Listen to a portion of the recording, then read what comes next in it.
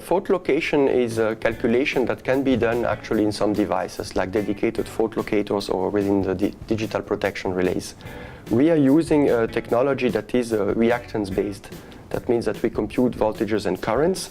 We know the line model.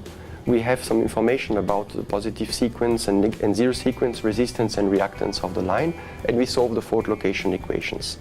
It's just that we have tried to make this model as sophisticated as we could in order to model correctly complex line topologies that exist, like for example 3 or 4 terminal lines or lines with shunt reactors or series capacitors and that kind of things.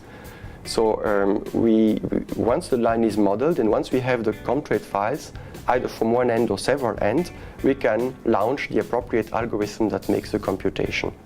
And the computation will determine actually the fault position, and it's also going to compute an estimate of, let's say, the uncertainty or the tolerance margin of this result.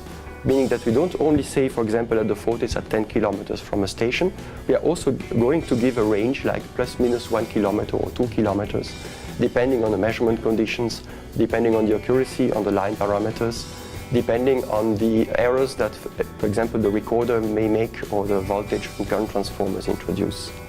Because at the end, if you give the people an interval, a range where the fault is supposed to be, that orients the work when you have to make a line inspection, for example.